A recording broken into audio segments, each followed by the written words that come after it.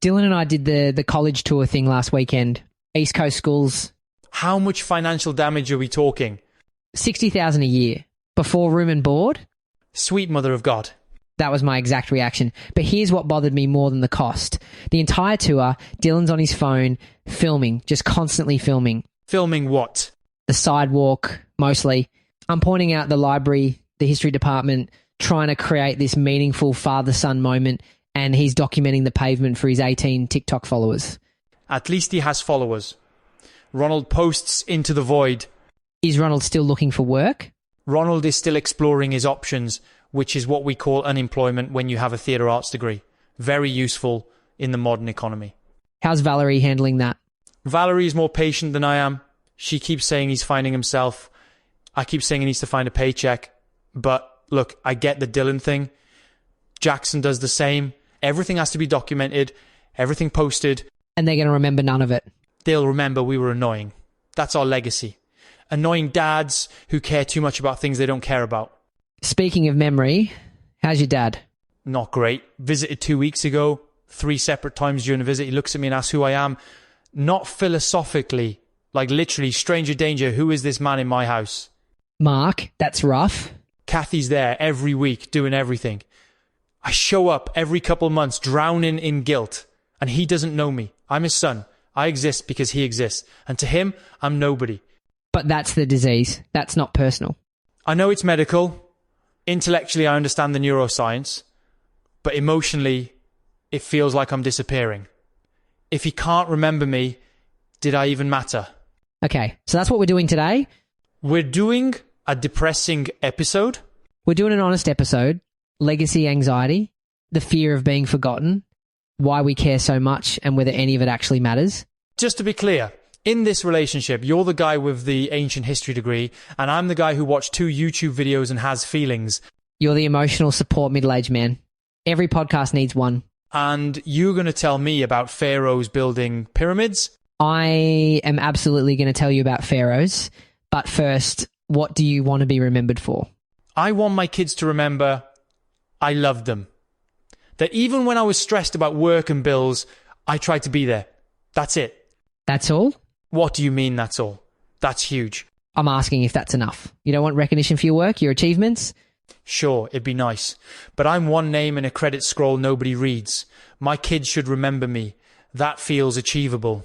Okay, but people have been trying to achieve that for thousands of years, being remembered, and the ones who tried the hardest usually failed. Here it comes. Ramses. How did you know? Because you bring up Ramses II in every conversation about legacy. I've known you for 20 years. You're very predictable. I'm thorough. Ramses II ruled Egypt 66 years, around 1200 BC. Absolutely obsessed with being remembered. Built more monuments than any pharaoh in history. How many monuments? Dozens. Abu Simbel, the Ramesseum, statues taller than buildings, put his name on everything. Even monuments other pharaohs built had over 200 children. 200 children on a pharaoh's salary. Meanwhile, I have 2 kids and I'm drowning in college costs. Different problem. Same anxiety. Ramses builds pyramids. I fund Caroline's liberal arts education. Both are monuments to parental stress. That's actually a fair comparison. But here's the thing. For 3,000 years, nobody knew who Ramses was. His temples got buried. His name unreadable. 1800s. Archaeologists finally figured it out. But we do remember him now. We remember he might have been the pharaoh in Exodus. The villain who wouldn't let the Israelites go. Maybe. We're not even sure. So his legacy is potentially being the bad guy in someone else's story. Okay, but wait. Let me push back. We do remember Ramses. He's in every textbook, every museum. Aren't you underplaying his success here? That's fair. We remember he existed, but not the way he wanted. He wanted to be remembered as the greatest pharaoh who ever lived. We remember him as maybe the Exodus guy. Still remembered, though. Still remembered. But you can't control how you're remembered. That's the problem. What about Shakespeare? Shakespeare? Shakespeare controlled his legacy. He wrote in his sonnets about making people immortal through poetry. So long as men can breathe or eyes can see, so long lives this, and this gives life to thee. And it worked. We still read him. That's actually a great point. I'm annoyed you thought of it first. Finally, a win. All right, yes, Shakespeare's the exception. One of the greatest writers in human history. For the other 99.99% of us, That's not a realistic model. Fair enough. Let me tell you about Alexander the Great, ultimate legacy anxiety case study. Hit me. Conquered most of the known world by 30. Egypt, Persia, parts of India, massive empire, died at 32, and one of his last thoughts was being forgotten. He was worried about being forgotten? Terrified. He'd spent his entire adult life conquering, building this empire. On his deathbed, realised it would collapse without him, which it did. His generals divided everything within years. But we remember him. We remember him as a conqueror, a military genius, not as the visionary uniter he thought he was. So even when you succeed at being remembered, you might fail at being remembered correctly. This is very encouraging. It's realistic. And the Romans understood this. They had these ceremonies called triumphs. Big parades when generals won battles. So even our own memories of our lives are unreliable. Incredibly unreliable. Which means not only will other people forget us, we can't even trust our own memories of ourselves. This is existentially horrifying. It is, and it makes the whole legacy question even more complicated. If we can't reliably remember our own lives, how can we expect anyone else to remember us accurately? This connects to something I wanted to talk about, Socrates. Hemlock guy. Here's what's interesting. Socrates never wrote anything down. Everything we know about him comes from other people writing about him, mostly Plato, and scholars debate whether the Socrates in Plato's dialogues is the real Socrates or Plato's idealized version. So we don't actually know who Socrates was? We know someone named Socrates existed, philosopher, executed. But his personality, actual teachings, real beliefs, we only know Plato's version. So his legacy is someone else's interpretation of him. Exactly. And this is true for most historical figures. We don't know them as they actually were. We know them as stories, as later interpretations. But Socrates was fine with that. He chose not to write. He believed in dialogue, in live conversation. Thought writing killed the dynamic nature of philosophy. So he deliberately chose not to create a written legacy. And yet he has a legacy. He has a legacy because Plato chose to write about him. But it's not his legacy, it's Plato's legacy of Socrates. My head hurts. Mine too, but here's the question. Is it better to try controlling your legacy and probably fail, or not try at all and let others decide how you're remembered? I don't think there's a good answer to that. There isn't a good answer, but I think Socrates had the right instinct about something. He focused on the conversation he was having right now, not on how future generations would remember the conversation. Be present. Be present. Most overused advice in modern self-help, but it's overused because it's actually true. Okay, but I have a real world problem with being present. I was present for thousands of moments with my dad. Conversations, dinners, trips, all of it. And now he doesn't remember any of it. So what was the point of being present if he's not going to remember? The point was the experience itself. That's easy to say. It's easy to say and hard to believe. But think about it this way. You remember those moments. Even if he doesn't, you were shaped by those experiences. They mattered to you. That has value independent of whether he remembers. But it feels like it should be mutual. I remember, he remembers, we share the memory.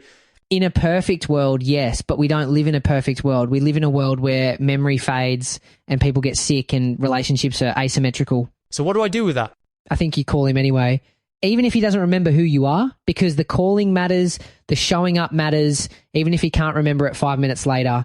That feels futile. It might be futile in terms of creating lasting memory, but it's not futile in terms of being a decent human being. You're not calling him so he'll remember you called.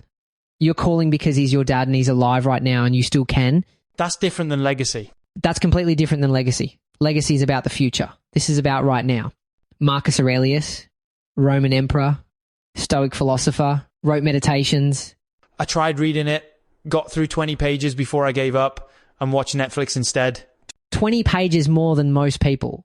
Here's what's interesting. He was emperor, one of the most powerful men in the world, and he was obsessed with the idea that he'd be forgotten. An emperor thought he'd be forgotten? He wrote constantly about death and mortality and being forgotten. One of his most famous lines is, "Soon you'll be ashes or bones, a mere name at most, and even that is just sound and echo." That's cheerful. The man was depressed, but also clear-eyed. He recognised that even being emperor didn't guarantee immortality. Even power doesn't protect you from being forgotten. But we remember him. We remember him because he wrote Meditations, which he never intended anyone to read. It was his private journal. just thoughts for himself about how to live a good life. And it survived, and now it's one of the most influential philosophy books ever written. So his private thoughts became his public legacy. The thing he built for himself, not for legacy, became his greatest legacy. Meanwhile, all his achievements as emperor... What did he do as emperor? Exactly. You prove my point. Ruled 19 years, fought wars, made policy. We don't remember any of it. We remember his journal. Did thinking about death all the time help him? According to Stoicism, yes. The whole point is focusing on what you can control and letting go of what you can't. You can control your actions today, can't control whether people remember you tomorrow. Easier said than done. Much harder to do because we're human and we have egos and we want recognition. But I think the practice of trying to let go, even if you fail, that has value. How does the practice have value? Because every minute you spend worrying about legacy is a minute you're not spending actually living. And if the point is to live a good life, then worrying about whether people will remember that life is counterproductive. And here's where I want to bring in some modern data. Because I'm a millennial and I solve my existential anxiety with research. What did you find? Average American takes 93 photos per week, almost 5,000 per year. And 72% of people never look at most of them. They just accumulate.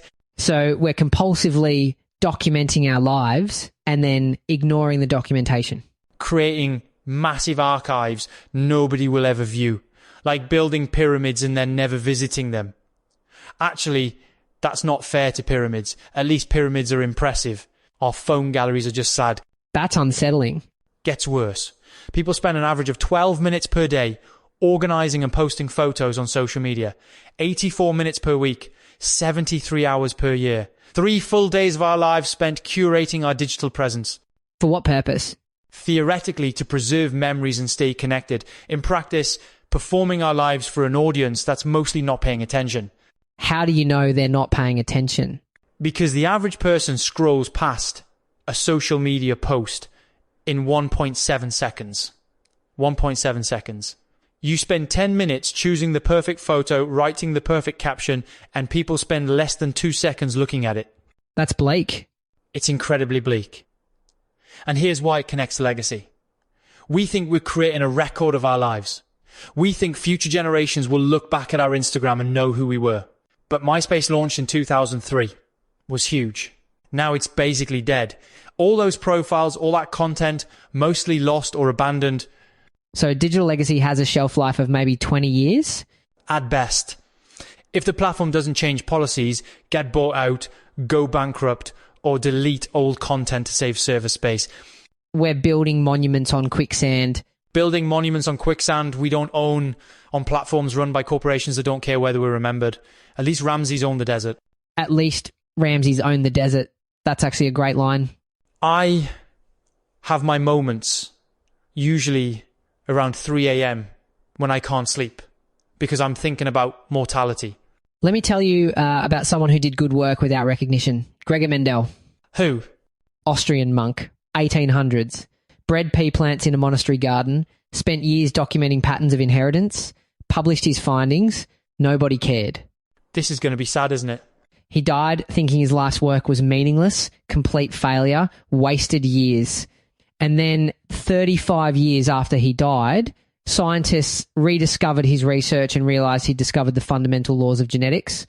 He's now called the father of modern genetics. But he never knew. Never knew.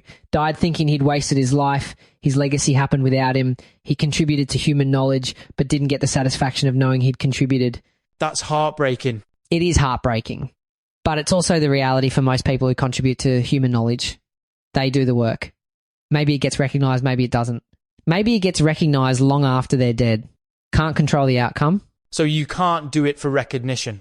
You have to do it because the work itself matters to you. Because contributing to human knowledge or making art or helping people has value independent of whether you get credit for it. That's a very high bar. It is a very high bar. And most people can't meet it. Most people need recognition, need feedback, need to know their work matters. And that's okay. That's human. So what's the middle ground? I think the middle ground is doing work that matters to you and trying to let go of the outcome. Trying to contribute something valuable, but not being attached to whether you get recognized for it. Not being successful at letting go, but practicing it. That sounds like Buddhism. It's absolutely Buddhism. It's also Stoicism. It's most wisdom traditions. They all basically say the same thing. Do good work. Don't be attached to the fruits of your labor. Which is impossible for humans with egos. Incredibly difficult for humans with egos. But I think the practice of trying to let go has value, even if you never fully succeed. Here's a statistic that's been bothering me. Average person is forgotten within 3 generations. 3 generations? Think about your great-great-grandparents. Do you know their names? I know one of them. Maybe 2. Same. I know almost nothing about my great-great-grandparents. Maybe a name, maybe where they lived, but who they were as people, what they cared about, what they struggled with, gone, completely forgotten. So within 100 years, we're forgotten. Within 100 years, we're forgotten by our own families, let alone the wider world. And that's if we have families, if we have kids who have kids. If we don't, we might be forgotten even faster. This is depressing. It's realistic. And here's what really gets me. We spend so much time worrying about being remembered, building careers, achieving things, creating legacies. And the reality is within a century, nobody's going to remember any of it. Unless you're exceptional. Unless you're Shakespeare or Einstein or someone at that level. And the odds of being at that level are basically 0. For normal people, legacy is 100 years maximum. And that's being generous. Okay, but let me offer a different perspective. Maybe 100 years is enough. How is 100 years enough? Because 100 years means you impacted your children, your grandchildren, maybe your great-grandchildren. You shaped the lives of people who actually knew you, and they'll carry forward something of who you were, even if they don't remember the specific details. Like what? Like values, like mannerisms, like family stories that get passed down, even if they get distorted over time. But those aren't you. Those are just echoes. Those are echoes. But maybe echoes are all we get. Maybe the goal isn't to be preserved perfectly for all time. Maybe the goal is just to create some good echoes that ripple forward for a few generations. That's a very modest definition of legacy. It is a very modest definition, but it might be the most honest one, because the alternative is lying to ourselves about creating some grand eternal legacy that we're almost certainly not going to create. I'm still not comfortable with this. Neither am I. But I think the discomfort is the point. We're supposed to be uncomfortable with mortality. We're supposed to want to be remembered. That's human, but maybe we can sit with that discomfort instead of letting it drive all our decisions. How do you sit with discomfort? You acknowledge it, you feel it, you don't try to fix it or solve it or make it go away, you just let it be there, which sounds like new age nonsense but is actually quite difficult. Very difficult. Okay, but let me push back on something you said earlier. You said focusing on the present instead of legacy might be selfish. I did say that, and I meant it. Why did you mean it? Because if nobody tries to preserve anything, if nobody tries to create legacy, we lose history, we lose culture, we lose the accumulated knowledge of civilization. That's actually a really good point. Thank you. I occasionally have those. No, seriously. Because there's a difference between individual legacy and cultural legacy. Individual legacy is about you being remembered. Cultural legacy is about preserving knowledge and art and ideas for future generations. And those don't have to be the same thing. They don't have to be the same thing. You can contribute to cultural legacy without needing your name attached to it. That's what most scientists and scholars do. They add to the body of knowledge without expecting personal immortality. Okay, I need to bring in something that's been on my mind. And I'm sure you'll have thoughts. What is it? Our Town, the play. Thornton Wilder, 1938. I didn't know you were into theatre. Ronald made me watch his college production twice. Once was the actual show, second time was because I fell asleep during the first one and he was hurt. But it stuck with me, especially now with my dad. What about it? So the whole play is about ordinary life in a small town. Grover's Corners, New Hampshire, nothing remarkable happens. People are born, grow up, get married, die. Normal life. And in the third act, the main character, Emily, dies in childbirth. This is cheerful? Wait. So she dies, and she's given the chance to go back and relive one day of her life, any day. And everyone tells her not to do it, but she insists. She picks her 12th birthday, just an ordinary Tuesday. What happens? She goes back and watches her younger self, her mother making breakfast, her father reading the paper, all these small ordinary moments, and she realises nobody's actually present for their own lives. They're all rushing through it, not seeing each other, not appreciating it while it's happening. And she can't warn them. She can't warn them because she's a ghost. She's watching and she's desperate for them to just stop and look at each other, really see each other. And they don't. They can't. They're too busy living to notice they're alive. And Emily breaks down. She says, do any human beings ever realize life while they live it? Every minute? What's the answer? The stage manager says no. Saints and poets, maybe. But everyone else? No. We don't realize life while we're living it. That's devastating. It's devastating. But here's why it connects to everything we've been talking about. Emily's not asking to be remembered. She's not building monuments or taking photos or creating some legacy. She just wants them to be present, to actually see each other while they still can, to know that these ordinary moments matter. The coffee and breakfast matter. The coffee and breakfast matter more than all the monuments. Because they're real, they're happening, and they'll never happen again exactly that way. Her mother will never make breakfast for 12-year-old Emily again. That moment's gone, and nobody noticed it while it was there. So what's the answer? How do we notice? I don't think there is an answer. I think that's the point. We can't be present for every moment. We're human. We're distracted. We're worried about bills and work and whether our kids are going to be okay. But maybe knowing we're missing it, being aware that we're not present, maybe that's as close as we get. That's not very satisfying. It's not satisfying at all, but it's honest. And you know what hit me when I watched Ronald in that play? He was playing the stage manager, the narrator who sees everything. And I realised I'd spent the whole first act on my phone, checking email, half watching my own son perform, missing it while it was happening, just like Emily's family. Did you watch the second time? Second time I put my phone away, watched the whole thing. And I cried like a baby during Act 3. Valerie had to drive home because I was a mess. What made you cry? Because Emily's not talking about some grand, meaningful life. She's not talking about achievements or legacy or being remembered. She's talking about her mum and her sunflowers and the smell of coffee. Ordinary life. And that's what we're losing by being so obsessed with. We're losing the ordinary moments that are actually what makes life worth living. But those are the moments we forget first. Exactly. Those are the moments we forget first because they seem insignificant. But they're not insignificant. They're everything. They're the whole point. So what do we do with that? I think we try. We try to notice. We try to be present. We fail most of the time, but we keep trying. And maybe that's the best we can do. Not building monuments, not creating legacies, just trying to actually see the people we love while they're still here to be seen. Let me tell you about Diogenes. Barrel guy. You know, Diogenes? I know he lived in a barrel and told Alexander the Great to move out of his sunlight. That's my entire Diogenes knowledge.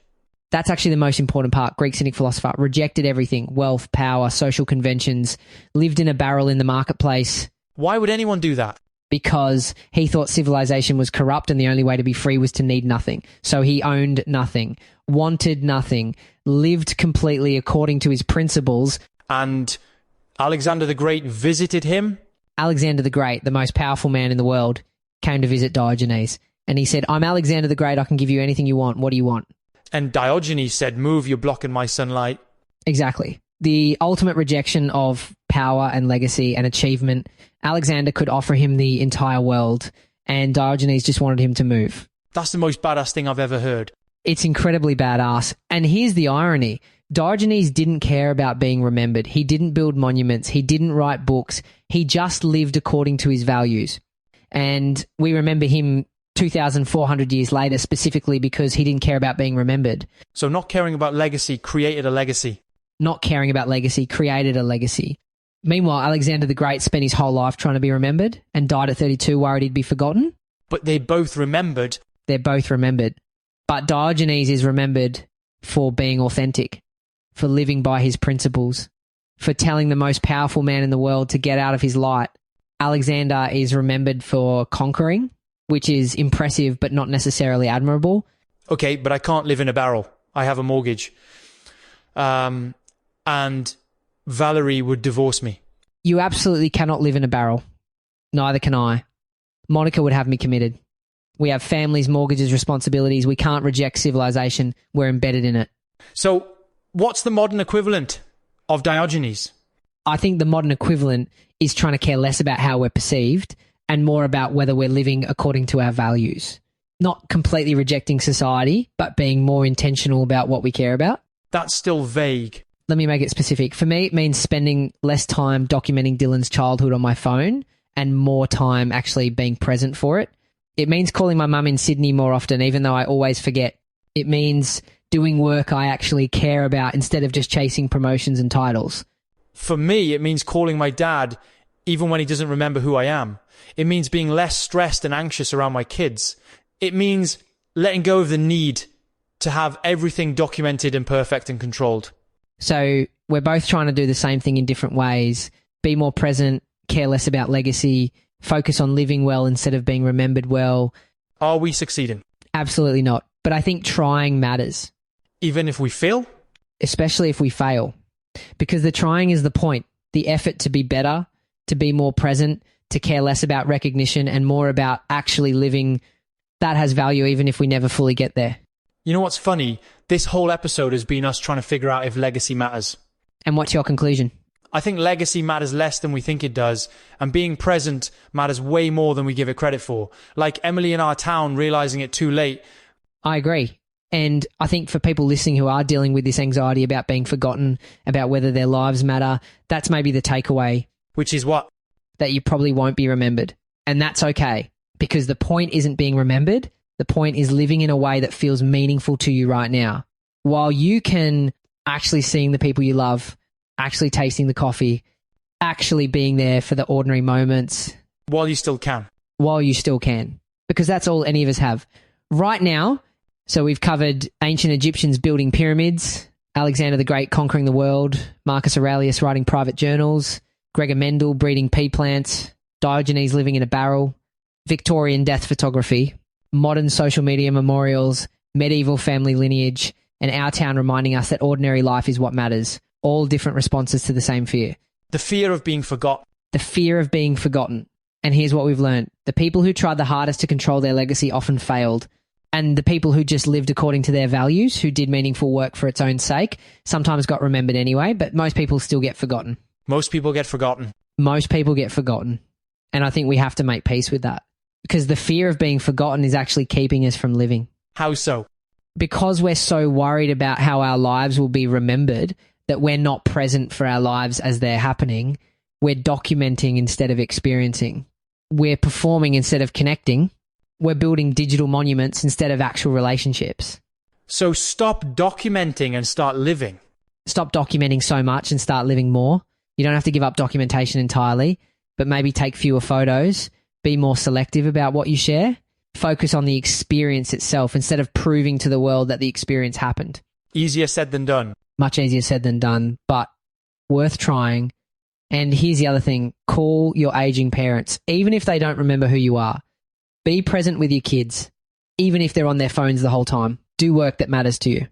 Even if nobody ever recognizes it or gives you credit. Because those things have value independent of whether anyone remembers them. They matter in the moment, and the moment is actually all we have. The moment is all we have. The past is gone. The future is uncertain, and our legacies are mostly out of our control. But right now, in this moment, we can choose how to live. We can choose to be present. We can choose to be kind.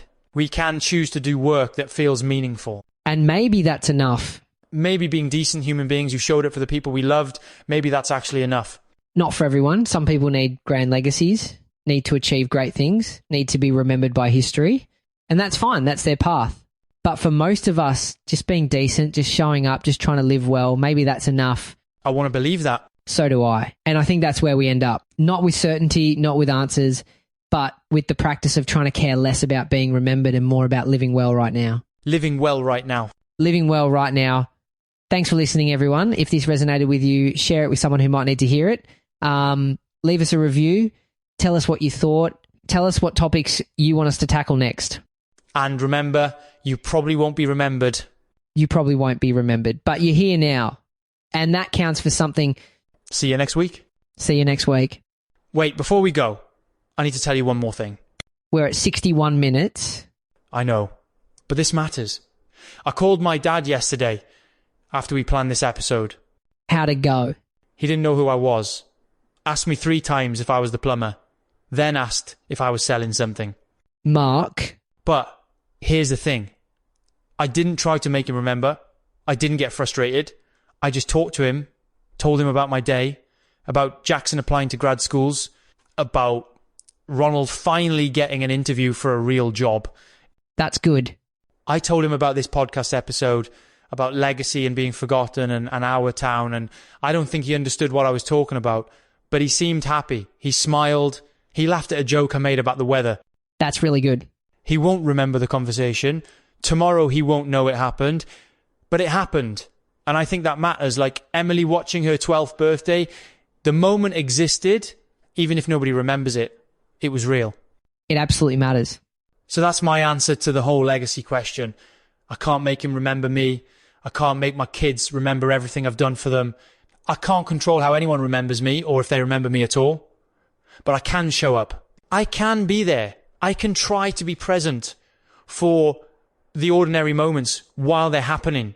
That's all any of us can do. What about you with Dylan and the college tours and the phone filming?